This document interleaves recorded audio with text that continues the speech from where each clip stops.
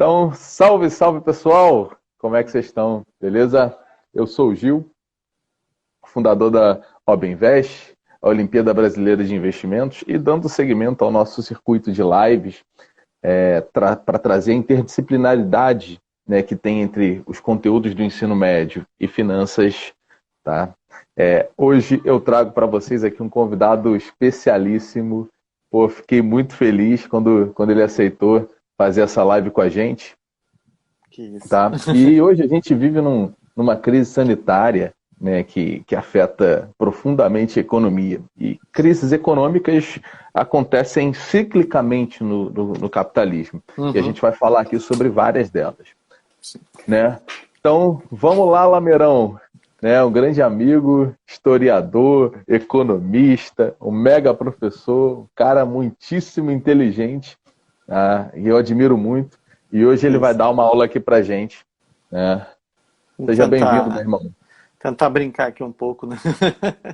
A gente vai falar muito sobre 2008, mas voltando um pouquinho ali em 2001, né? Basicamente ali em 11 de setembro, o ataque das Torres Gêmeas, é um ataque terrorista que abalou profundamente ali a sociedade norte-americana. E como é que ficou a economia norte-americana depois disso? Eles se abalaram? Isso teve alguma coisa a ver com a crise de crédito que aconteceu 7 anos depois? Dá um panorama histórico assim pra gente. Então, Gil, temos que entender que a economia norte-americana, ela obviamente, ela está chegando a um ponto de limite. Né? Não, o limite dela é uma coisa absurda, mas ela está chegando a um ponto onde você tem uma problemática de manutenção de crescimento, ainda mais porque ela cresce ou não cresce vendo um grande rival não tá crescendo, ele tá tomando anabolizantes, né? Assim, dá um Bolt, assim, ele tá crescendo de uma forma descomunal. E, ao mesmo tempo, né, você vê que ele não só faz isso, como você tem uma dependência econômica em relação a esse cara que está crescendo. Você tem a China ali como um grande mercado consumidor, você tem a China também como um grande vendedor, você tem a China também, por muito tempo, detentora de títulos do governo. Ou seja, então você tinha ali uma encruzilhada que essa economia dos Estados Unidos estava sentindo. Eu marco um ponto específico, porque isso tudo acontece no mesmo governo. Estamos falando do governo dos Estados Unidos do George W. Bush. Sim. Que é algo bem significativo para a gente refletir. Não o George Bush pai, o filho, né? A gente esquece do Bush pai, mas o Bush filho, que é justamente o homem que vai viver lá no início da sua plataforma de governo a questão do atentado e o prosseguimento disso é a guerra do terror. Né? Eu diria que ali você encontra duas problemáticas. O contexto do 11 de setembro, ele obviamente levou, por exemplo, uma grande queda da Bolsa. Isso é fato. Né? Levou uma grande queda da Bolsa, é um impacto mundial. Né? Hoje a gente trabalha na economia aquilo que a gente chama de efeito contágio. Porque é fato, a gente vive uma economia globalizada. O mundo globalizado. O sistema financeiro é totalmente conectado. Né? Um exemplo disso, outro dia teve um escândalo de corrupção de banco. Né? Aí os bancos internacionais começaram a cair. É só você ver. O Itaú, o Bradesco, o Santander estavam em queda aqui no Brasil. Ou seja, é uma consequência, é uma coisa totalmente conectada. Apesar de não serem os pivôs desse problema. Então você está ali como um ponto muito marcante.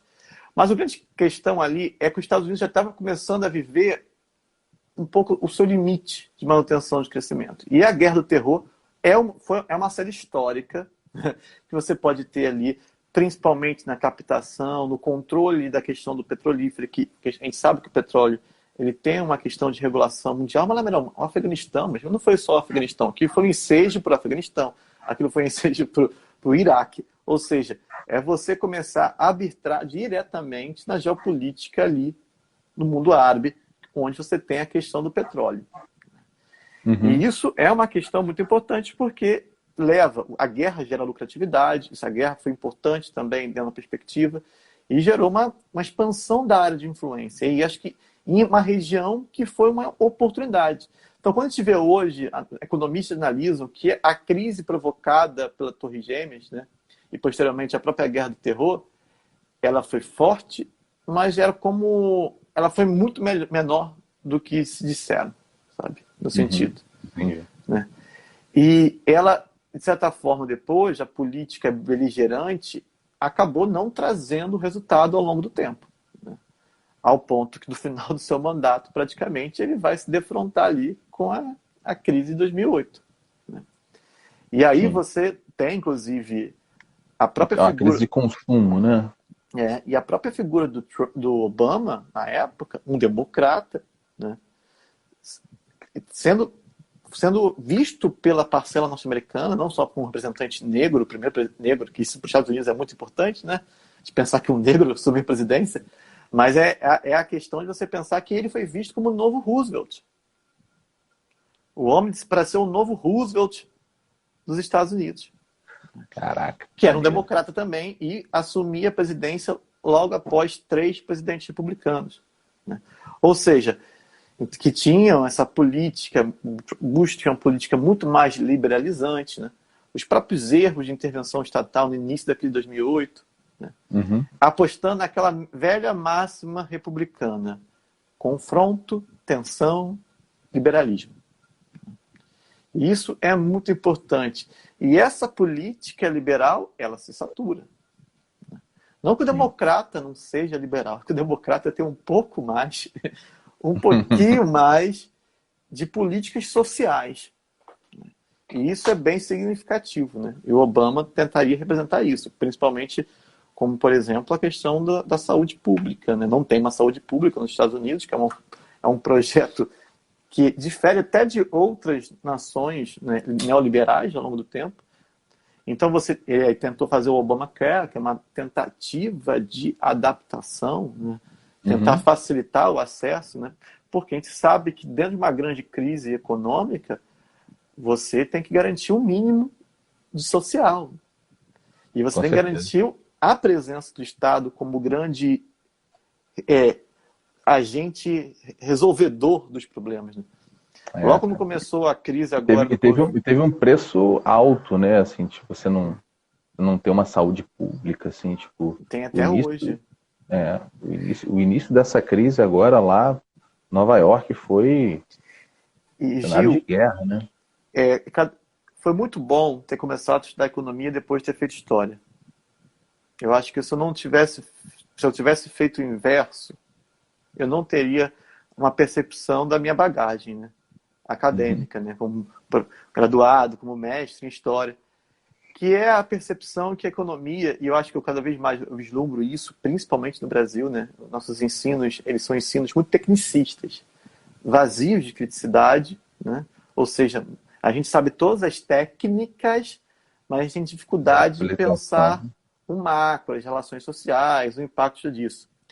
E me vislumbra muito a relação disso com a crise hoje, com a postura também da crise sanitária hoje, com a postura, inclusive, também da crise de 2008. Você tem ali uma questão de uma ausência de um pensamento sociológico na economia. Isso é muito claro e que provocou ali impactos muito importantes. Se me permite voltar aqui um pouco além do tempo, para a gente pensar nisso, para eu chegar a esse ponto aí que eu estou começando a trazer. À vontade. Só para que você pudesse entender dessa perspectiva um fato muito importante, né? Pós Segunda Guerra Mundial, e tem uma profunda relação com hoje, tá? Não é nem pós Segunda Guerra Mundial, já no findar da guerra, quando você já está discutindo como vai ser o pós-guerra. Né? O acordo de Bretton Woods, que é um acordo econômico importantíssimo, é em 1944. Né? E a gente está quase vivendo 50 anos do fim desse acordo de Bretton Woods. Né? E hoje a gente vê pessoas discutindo o retorno de um novo tratado de Bretton Woods para regularizar a questão financeira. Mas vamos entender ali, quando você tem o Nixon em 71, né? Ou seja, presidente dos Estados Unidos, temos que lembrar que pós-Segunda Guerra Mundial, os Estados Unidos criou uma estrutura geopolítica absurda. Ó o discurso favorável à União Soviética. A União Soviética morreu, então não estou nem discutindo a União Soviética aí. Tá? Uhum. Eu tenho que pensar que o agente que está aí no jogo. Os Estados Unidos, no final da Segunda Guerra Mundial, o Bretton Woods foi feito nos Estados Unidos, o Banco Mundial está nos Estados Unidos, o FMI também está nos Estados Unidos, a ONU também está nos Estados Unidos. Os Estados Unidos mandou na geopolítica internacional, naquela que é a geopolítica de maior parte do território mundial. Mandou, fez o que quis. Fez o que quis. Esse foi o grande ponto. E aí você tem... Só que você tinha ali uma política de tentar controle. E pós-Segunda Guerra Mundial, muita gente dependendo daquele capital, né? Ou seja, reconstrução europeia, plano Marshall, plano Colombo para reconstruir o Japão. Né? Isso é capital presente na economia dos caras. Uhum. Então ele vai expandindo a sua forma de controle de uma forma absurda. Absurda, viu? E faltava ali o golpe final. E para mim o golpe final é 71, com o fim do padrão ouro. E a dolarização da economia mundial. Sim. Claro. Uhum. Porque esse é já o primeiro arremedo. Se a gente não pensar em geopolítica, cara, ele tem a economia mundial baseada na sua moeda, sabe? Não é à toa que hoje nós estamos vendo China fazendo acordo com a sua própria moeda, a Rússia fazendo acordo com a China, cada um usando a sua própria moeda. Uma tentativa ali de novos agentes financeiros de moeda. É uma briga de moeda mesmo, assim. Para você tentar, porque a gente sabe que essa dolarização da economia mundial, meu filho, puxa a gente para baixo, puxa o mundo para baixo, puxa o mundo para cima, não só a questão do mercado, mas como é a questão do câmbio, né? Você tem uma crise cambial. O Brasil hoje briga com uma crise cambial. A gente está tentando ali impedir que o nosso dólar, nosso real dispare em relação ao dólar. Isso é absurdo, né? E a gente vai com a fuga de capital estrangeiro, assim, fica mais difícil. Né? Porque uma crise cambial é isso. É geralmente uma porrada na nossa moeda, uma porrada internacional na nossa moeda, algo que force ela a se desvalorizar. Consequentemente, o que a gente faz? A gente vende as nossas reservas, a gente vai perdendo as nossas reservas, e isso é um problema muito sério. A gente vê isso na Argentina recentemente. O Macri fez um acordo de renegociação com o FMI, com o dólar relacionado ao peso num patamar, e o peso perdeu o controle, e aquela dívida externa explodiu. O governo dele foi traumático, o final dele. Então, isso é uma perspectiva que a gente traz ali e que é muito significativa. Mas voltando, em 71, a dolarização da economia mundial é a primeira porrada. É justamente a primeira porrada. É tipo você fechar o controle da economia, pensando que nós já estamos começando a viver uma crise da Guerra Fria. A União Soviética já está tropeçando. Já. A União Soviética tenta intervir, mas já não tinha mais força econômica, isso é fato. Então, já é um grande força política, mas que está em tendência de falecimento. E aí o que acontece? A década de 70 ela é decisiva para a gente pensar muita coisa. Muita coisa. Porque pós-Segunda Guerra Mundial, a gente vê o keynesianismo pelo mundo. O Estado interventor, o famoso estado de bem-estar social. Né? Que a gente viu pelo mundo assim, índices diminuindo, se alterando. Por exemplo, você tinha políticas de encolhimento da diferença de desigualdade. Né? A gente teve um caso, se eu não me engano, para se ilustrar, eu acho que foi na Suécia, né? Chamado Plano Heinz-Meidner, que os trabalhadores estavam querendo comprar as ações, né, das empresas que trabalhavam. Caraca!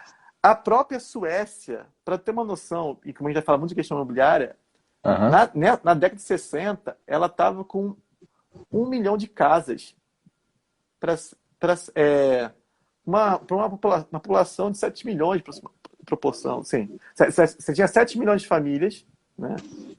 E 1 milhão de casas. Ou seja, isso era uma inclusão absurda de mobilização. Na Inglaterra, todos aqueles prédios tijolinhos que a gente viu, tão bonitinhos, que a gente conhece, é pós-Segunda Guerra Mundial. Chegou ao ponto de 40% da população ter propriedade. Ou seja, você tinha uma política social muito... Até no próprio Estados Unidos. Você tinha aluguéis populares pagos pelo governo, a manutenção feita pelo governo. Isso, obviamente, recebeu principalmente a população negra, né, latina, ou seja, que foi a principal beneficiada dessa política.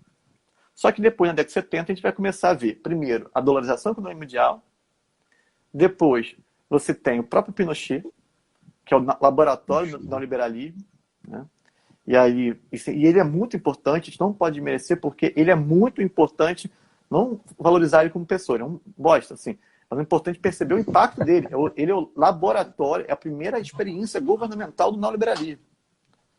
Depois você tem Thatcher, né? Você também tem até a própria China se abrindo, a China mudando de perspectiva, e a globalização aí começa a explodir, né? Você vem a Thatcher e a própria reforma daquela população, 40% da população com propriedade. Agora a gente tem uma crise habitacional na Inglaterra. Por isso, quando a Margaret Thatcher morreu, lugares de regiões proletárias começaram a comemorar a morte dela. Não é à toa você também parar a pensar, o Brexit, ele foi votado por uma população de 50 anos de antigas regiões industriais, que foram as pessoas que foram atacadas por essas políticas que teve grandes impactos sociais. A galera ficou totalmente destroçada com o sistema previdenciário privado, com a flexibilização trabalhista e todo esse impacto. Porque se alegou que o Estado de Bem-Estar Social na década de 60 já não estava promovendo grande crescimento. Risco de você ter ali uma estagflação, você ter uma recessão. Então era necessário você enriquecer. Então essas políticas de flexibilização, de financiarização da economia, ela começa a ser introduzida e é neoliberalismo. Depois você vai ter o Paul Volcker, em 79, assumindo o Fed, né, o Federal Reserve Bank dos Estados Unidos, que é um instrumento muito importante porque é ele que vai começar a mudar de vez o sistema, né, vai financiarizar de vez a economia dos Estados Unidos e é consolidada com o Reagan, outro republicano, onde se consolida o neoliberalismo nos Estados Unidos. E aí você vê o crescimento desses sistemas financeiros, né, totalmente dominando essas estruturas, né? E a questão, obviamente, mobiliária, ela entra ali de uma forma muito grande. Por exemplo, desmontando as habitações coletivas. Com a alegação de que primeiro o governo cortou a manutenção, eles começaram a viver em moradias precárias, sem manutenção.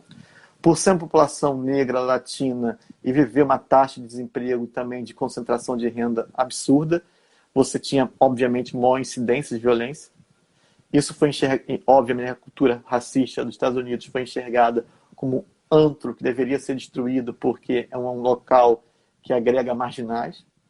E aí o que você teve? Você teve as demolições desses conjuntos habitacionais populares e você vai ter a famosa revitalização através de uma política financeira mobiliária, né? Onde a primeira experiência foi aplicada no Chile, do Plano Chile. Caraca. Então, assim, tipo, essa visão macro que você dá, assim, dessas interligações, pô, muito legal, cara. Pô. Porque a gente a gente costuma ver os picos. Óbvio que quando essa política do Volcker, do Reagan, fez os Estados Unidos voltar a crescer, né? Ou seja, obviamente buscou esses resultados, né? E isso, obviamente, trouxe aquela aparência, só que começou a provocar impactos sociais totalmente absurdos dentro dessa sociedade, né? Impactos sociais que vão se trazer. E isso, obviamente, se expande para o mundo todo. Principalmente em 89, com o consenso de Washington. E você vê essas políticas se expandindo. E você vê, com a globalização, um capital totalmente ali entranhado e controlado pelas grandes instituições financeiras. Sim. Ou seja, e com políticas. A substituição dos conjuntos habitacionais foi, não, aqui você pode comprar a sua casa. Uma política, obviamente, de subsídios feitos pelo governo, mas levando subsídios do governo para financiar empresas privadas nas construções. Exemplo disso, Minha Casa Minha Vida no Brasil também. Foi a mesma questão. Então você tem ali a facilitação desses instrumentos de créditos e você vai ter essas políticas sendo estabelecidas, né? Então a gente chegou a um índice que é muito importante. E aí, o mais interessante, que depois disso, o primeiro impacto foi, obviamente, um impacto de grande crescimento, né? Obviamente, você temos que pensar que a construção civil gera emprego. Isso é um fato muito importante. A construção civil gera muito emprego. Você tem a construção de moradia. Você vai ter a construção de grandes prédios. Tipo, vou dar um exemplo bem carioca. O que você tem atrás da Central? Gamboa, Providência. Né? Ou seja, você tem essas favelas, essas comunidades ali estabelecidas. E aí onde foi o principal ponto de especulação imobiliária nessas obras de revitalização? Grandes museus, grandes prédios comerciais, né? Porque deu tudo errado por causa da própria crise. Né? E tem relação com a crise de 2008. Ou seja, grandes prédios comerciais, né? Ou seja, você vai ter toda uma relação ali de especulação, seguindo um pouco o mesmo parâmetro. Né? Uhum. E, ao mesmo tempo, então, transformando essa galera... Aqui você não vai alugar... E eu falo, é o discurso filosófico. Aqui você não depende de aluguel do governo. Aqui te vai facilitar que você compre o seu imóvel. Isso aí é uma grande ilusão poxa, de uma geração, né? E aí você compra o seu imóvel e te facilita essa porra de uma forma absurda, né? Você se endivida a vida toda. Se endivida a vida toda. É quase a mão morta do feudalismo, quando você morre, seu filho assume a sua região ali, porque você vai ter essa política extensa, né? E tem muito a ver. E aí, a gente já vai até falar disso hoje, né? Você vai ter, então, à medida que isso vai avançando, a modernização dos sistemas de financiamento. Cada vez mais para criar uma estrutura importante. Uma delas é aquilo que a gente chama de securitização. Uhum. Que é o financiamento do financiamento, né?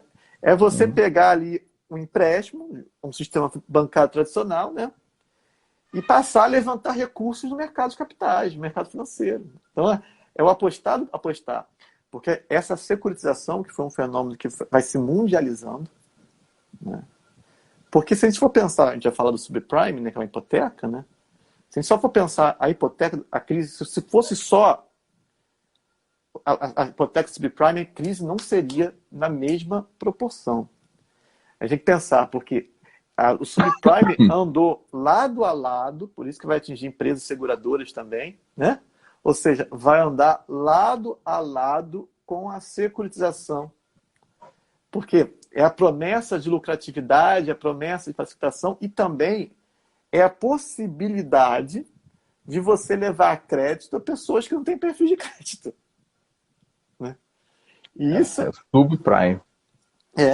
E aí, isso é uma grande percepção. Vamos alargar isso e para o grande investidor isso é uma beleza, porque é lucro rápido, é investimento rápido. Toque e sai, né? É uma grande bolha, né? Assim, tipo, você, poxa, compra agora, vende ali, é uma especulação alta, né? Uhum. Sim. O lance lá dos títulos hipotecários, né? Eles eram alocados ali numa grande cesta e vendidos a valor de mercado. É isso que você tá falando. Né? Então, assim, e aí isso dava um nome lá, o CDO. Né? CDO.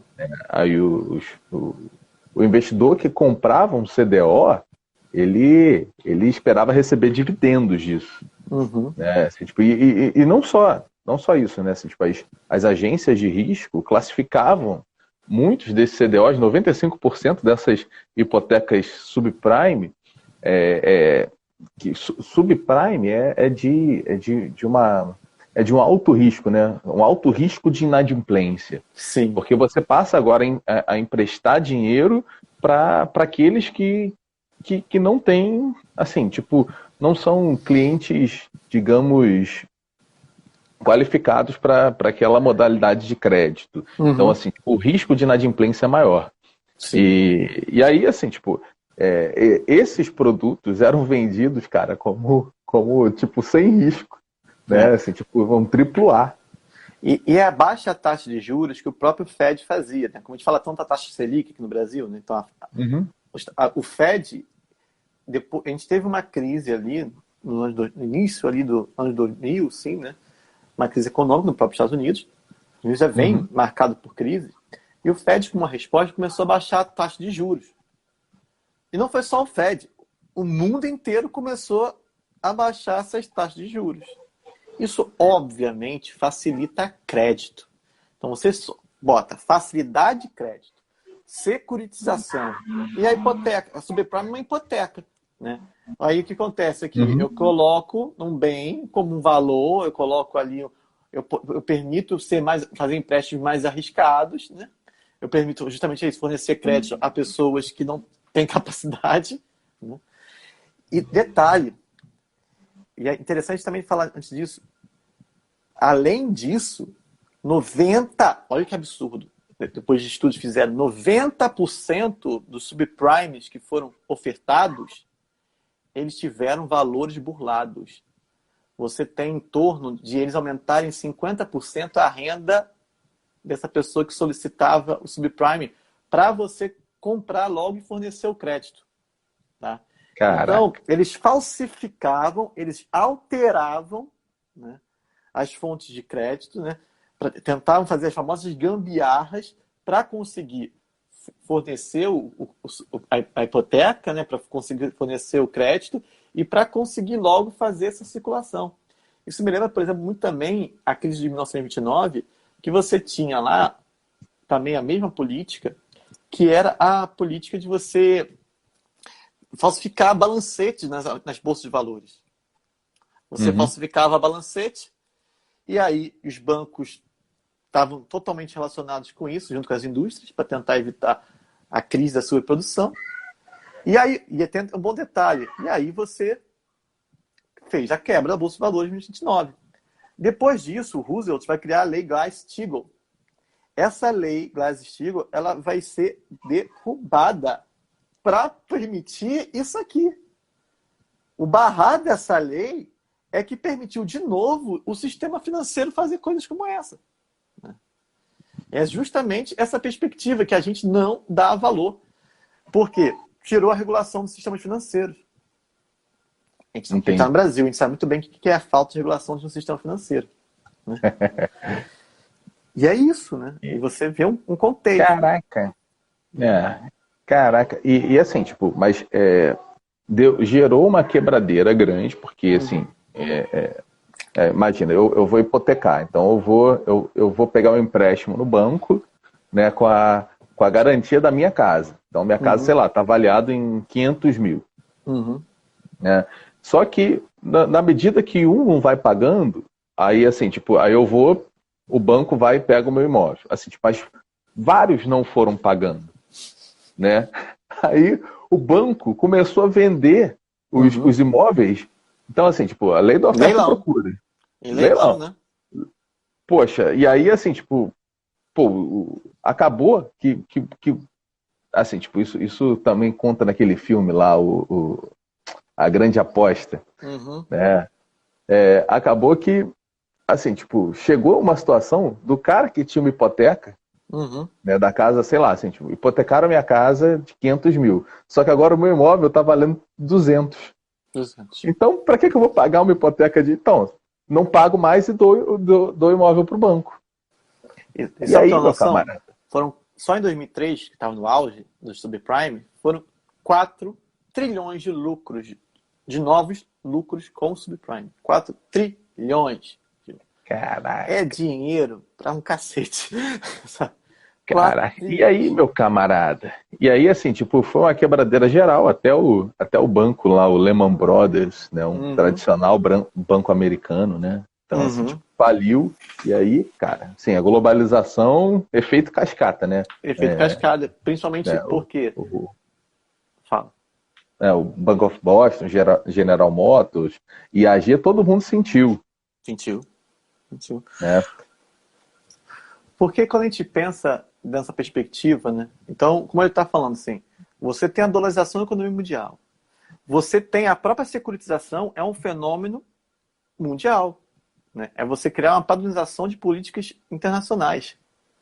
E isso faz ter esse efeito contágio muito forte, muito forte.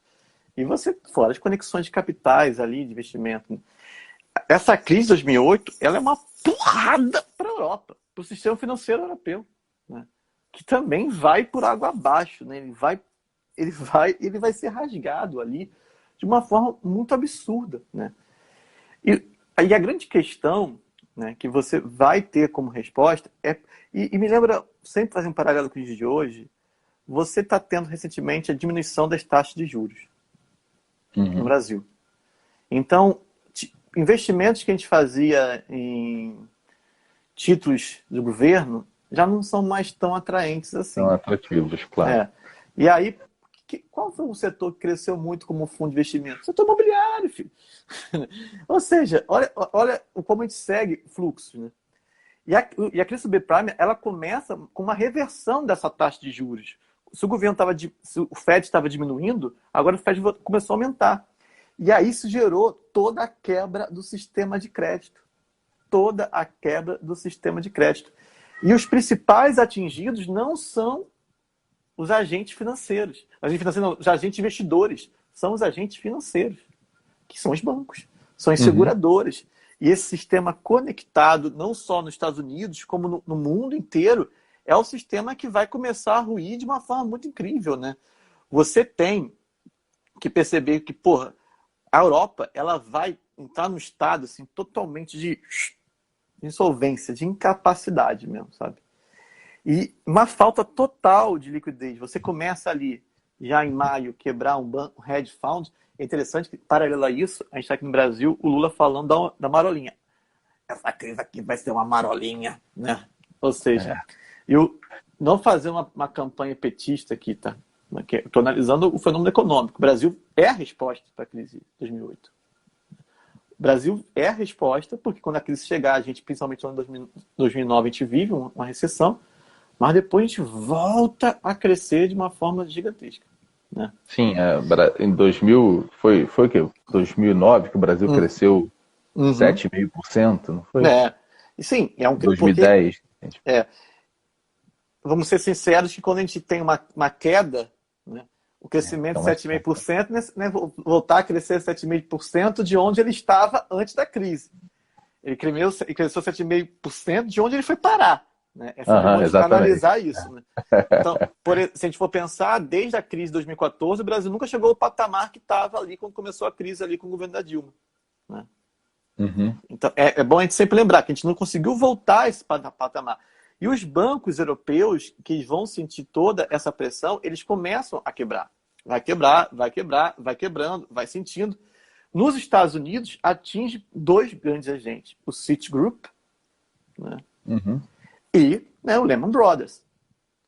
E o Lehman Brothers, ele levantou uma bandeirinha de socorro. Ele pediu socorro. E o socorro não veio. E de quem vem o socorro? O socorro vem do Estado. Né? O socorro vem do Estado. E aí que eu falo...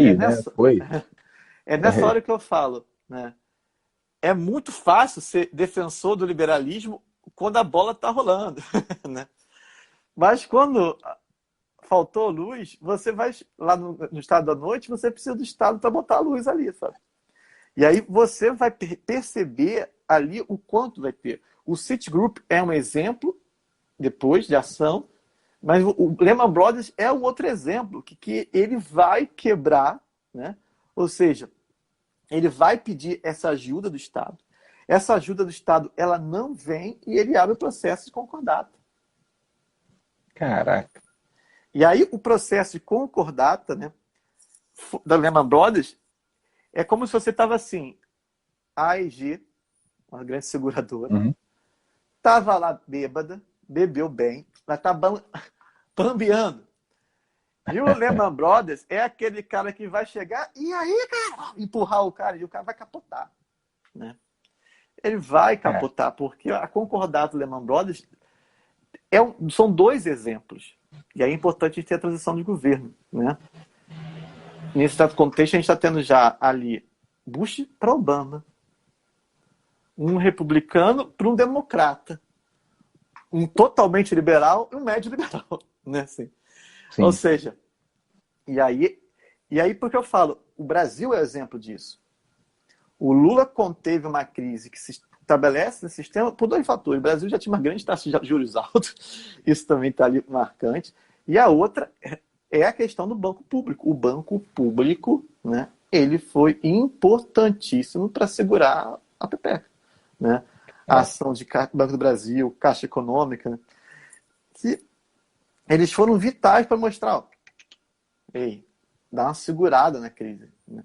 Ou seja, porque aí é o Estado diretamente estabelecendo uma política de importante. E um exemplo, o banco público é muito importante para regular a economia nacional. Se for, a nossa taxa de cheque especial sempre foi absurda. Aí o governo Bolsonaro, né, através do Paulo Guedes, fez com que a Caixa, acho que foi a Caixa, diminuísse o valor do juro do cheque especial. Filho. Isso dá uma puxada de tapete porque ele força que as instituições privadas, que são poucas que a gente tem aqui, né? Ou seja, aqui é um oligopólio que a gente tem aqui, né? Total. Eles têm que agir. Essa é a importância de um banco público. Tanto para segurar a crise, porque quando a gente tem uma crise, qual é o parâmetro a seguir? O Estado intervém, ou fusões acontecem, ou o Estado intervém. Então, no caso do Brasil, o Estado interviu, usando os bancos públicos. No caso, o Lehman Brothers em concordata e a quebrada ia levar a AIG junto. Meu filho, não posso. Né? Eu tenho que... Too big to fail, né? Grande demais para quebrar. Frase famosa do Obama. E aí vem justamente isso. O Estado chegou a ter 70% de ações de vários sistemas financeiros dos Estados Unidos. Tem um filme, cara, que conta essa história da crise de 2008 pelos olhos do Fed, pelos olhos do esqueci o nome do cara lá do Fed. Mas assim, tipo, e aí conta essa história da IG, conta a história dos bancos que o Fed, na verdade, o Fed teve o Fed falou assim, tipo, não, vamos deixar. E aí quando quebrou, assim, tipo, eles não conseguiram projetar qual ia ser o impacto negativo da quebra do Lehman Brothers. E por isso que eu falo, a gente tem que entender, a filosofia, ela tem total relação com a economia. A parada de ser liberal nos Estados Unidos é uma parada muito séria, né? Ao ponto do Biden ser chamado no debate pelo Trump de comunista. E onde o Biden é um comunista. E essa questão de Estado intervindo, inicialmente, na mais no contexto ali, ainda era um governo liberal, né? Era um desespero. Isso foge dos princípios dos Estados Unidos. Quando o cara pensa em saúde pública, ele está pensando já em comunismo, pô. Isso é um ponto importante, né? E a Inglaterra foi neoliberal, mas a Inglaterra manteve seu sistema de saúde, que é maravilhoso. E aí, a gente pensa dentro dessa esfera, assim, esse discurso de não intervir é da alma dos Estados Unidos. É uma alma do liberalismo clássico, né? E da liberdade de economia, liberdade de expressão, porque lá nos Estados Unidos é tão liberal que você pode ser racista que não acontece nada. O Vaguinho está perguntando qual o filme. Grande demais para quebrar, Vaguinho. É o nome do filme. Tem um documentário também que vale a pena ver, é chamado Inside Job, tá? E Netflix. Pelo menos ele era o Netflix, em 2010, tá? Traduzindo e Trabalho Interno. É um documentário também que vale a pena. Legal. Inside Job. Inside Job. E aí, a gente vê muito bem isso, né? E quando você tem essa mudança de postura, eu falei de novo, o Obama foi eleito para ser o novo Roosevelt. O que o Roosevelt fez na crise de 29? Intervenção do Estado, assim. Trouxe essa política intervencionista. E o que eu falei, assim, qual é a consequência, principalmente para os países como o Brasil? Foi uma crise na commodities. Né? O que fez o Brasil ter crescimento absurdo no governo do Lula foi o bom valor das commodities. Das commodities. Estava num ciclo de alta, né? Então a gente percebe que ali, qual foi a resposta dele? A ação do Estado intervir. Foi muito mais uma ação interna, uma aposta no mercado interno. A política do consumo interno, a facilitação de crédito para as pessoas consumirem. Porque a gente tem que entender que um PIB não é só feito de importação e exportação. O PIB é produto da importação, da exportação, do capital que se gera internamente no país. Então, tudo isso é a soma desse PIB, né? No princípio mais básico, né? Você vai ter 3 tipos de modalidade de PIB e você vai ver essa perspectiva. Então, Lula apostou no quê? No crescimento do mercado interno, fornecendo crédito internamente para a população consumir. Isso gera pleno emprego, isso gera o quê? Porque foi uma ação estatal forte. Né? Sim. E como é que foi essa recuperação assim, da economia americana?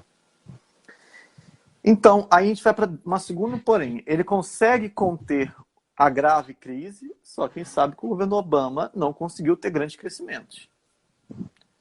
E isso se dá também porque algumas das políticas que o Obama pensava foram muito boicotadas, porque a gente sabe que a gente vive um sistema de 3 poderes. O Brasil é muito semelhante aos Estados Unidos. Você tem que ter aprovação do Senado. E o Obama, uma diferença do Obama e do Trump, né? Que o pessoal, o Trump foi muito bom para os Estados Unidos em termos de crescimento econômico antes da crise. Aí eu falo, mas o Trump jogou com o time a favor. O Senado, ele é de maioria republicana nos Estados Unidos. E é de maioria americana também no governo do Obama. Então, muitos dos projetos do Obama foram travados pelo Senado. Isso é uma política forte de controle. Imagina se ele tivesse um Senado a favor, a capacidade que ele teria ali de fazer políticas e já ser uma pessoa hiper carismática. Né? Então, isso foi um ponto importante. Né? Então, a gente nunca conseguiu ali ter realmente uma política efetiva. E vamos valorizar também, hein, Gil, o papel da China na recuperação dos Estados Unidos. Né? A China emprestou uma grana em 2009, né? Ela também, olha a quantidade de título que ela tinha no governo dos Estados Unidos ali, ó, o desespero ali, né, sabe? Então ela vai pegar ali e vai botar capital ali pesado. Né? Porque também, assim, tipo, os Estados Unidos é mercado consumidor, né? Total. Da China. Então tem que ajudar. O mundo globalizado. E olha a quantidade de títulos da dívida que a China tinha. A China está mudando esse perfil, né? Mas olha a quantidade de títulos da dívida que os Estados Unidos têm. Então, olha o risco também isso. Então, é o maior país que tem, assim, tipo, se for contar, assim, tipo, qual dos países tem o maior percentual de títulos da dívida norte-americana? A China. Sim. Apesar que eles vêm mudando, porque eles sabem também essa política, e é por isso que o Trump ele veio com uma política anti-China. Entre aspas, né? Porque cada vez mais vende soja para a China. Então, ficam esses paradoxos, assim, né? Era que nem o Bush com a Venezuela. Um dos maiores compradores de petróleo da Venezuela, o governo Bush. Na época do Chaves, do Bush. Assim, então, paradoxos assim, que acontecem na política, né? Então a gente está em certas competições, né? Só que ao mesmo tempo a gente faz comércio. Né? E aí o nosso risco da gente escolher lado ali, né? A interdependência complexa. A interdependência complexa, assim.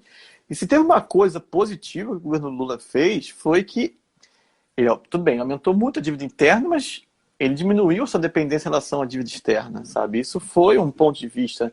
É melhor muito mais captar recurso em título de dívida, é muito melhor captar recurso internamente do que naquela época depender dos fluxos. Isso é uma política positiva que a gente tem também para sair da crise de 2008. Tá? Hoje a gente já não tem mais isso, a gente já vem queimando muito os nossos dólares, nossas reservas internas, né? Ou seja, chegou-se até quase cogitar de novo um empréstimo com a FMI. Eu não estou mentindo, só botar ali no Google, lá desde que você teve... Chegou-se a cogitar um empréstimo com a FMI. Então a gente tem que entender esse ponto. E vou ser sincero, é uma coisa que depois pode ser até uma discussão com outro professor, comigo no futuro, é pensar hoje um outro caráter desse sistema financeiro. Até que ponto esse sistema financeiro ele é investidor mesmo em país? Até que ponto ele não vive disso? Dessas artimanhas da subprime da vida, desses lucros rápidos, né? Porque até que ponto o mercado, ele hoje ele financia a produção? Isso é uma grande questão. Esse mercado hoje já tem estatística, isso é uma discussão que já tem até no próprio FMI, na própria ONU, né? Ou seja, nessa política, é até que ponto esse mercado é realmente investidor. E você, outro detalhe, hoje, privatizações para captar recursos, flexibilizar, até que ponto hoje o mundo em crise e também o mercado tem vontade de investir em alguma coisa. Eles estão muito mais nessa loja do jogo financeiro, que esses caras ganham e lucram. Por isso que a gente está tendo um crescimento de novo da desigualdade, não só no Brasil, como no mundo inteiro, crescimento da pobreza, porque os caras continuam crescendo muito, porque estão nesse mercado de financiarização, e a população que demanda da questão produtiva sente falta.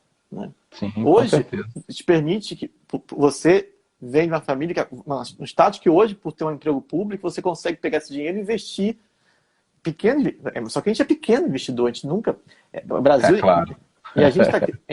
E para esses casos é muito interessante que a gente comece a investir mais.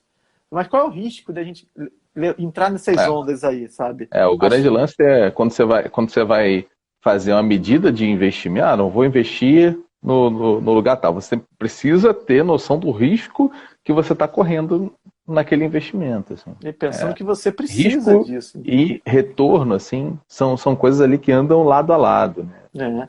E as pessoas, porque recentemente, e eu acho que a questão narrativa era muito importante, porque o Brasil é o país da América que mais comprou o discurso dos Estados Unidos. Uhum. Né? O discurso de liberdade, liberalismo, de conservadorismo, a gente está vendo isso muito claro hoje no Brasil. Lameira, tem o Diogo Matos aqui, está pedindo para você mandar um abraço para a cidade da Granja. Um grande abraço, então, para a cidade da Granja, que a gente vai se empolgando, né? E isso é um ponto importante, né? Bom, deixa eu já falar aqui, cara. Poxa, foi muito bom o bate-papo de hoje. Né? O Instagram vai expulsar a gente. Existe, cara, assim, tipo, muita interdisciplinaridade, né, entre história e economia. Né? E assim, tipo, e eu entendo que essa é a missão, né, do projeto, essa é a missão da Obinvest, levar essa formação para essa molecada. Pô, Lameira, te agradeço muito esse seu tempo, cara. Poxa, eu sou seu fã. Cara, foi muitíssimo boa a noite de hoje, tá? Poxa, e convido a rapaziada aí, as pessoas que estão assistindo, a curtirem lá a página, conhecerem o projeto, né? Estimular com os colegas, os professores que estão assistindo, estimularem os alunos a participar, né? Que eu acho que realmente, assim, tipo, fazer uma pergunta prática. Você já conseguiram colocar uma Olimpíada para jogo já? Na prática? A gente ia fazer a primeira Olimpíada esse ano. Esse ano, óbvio.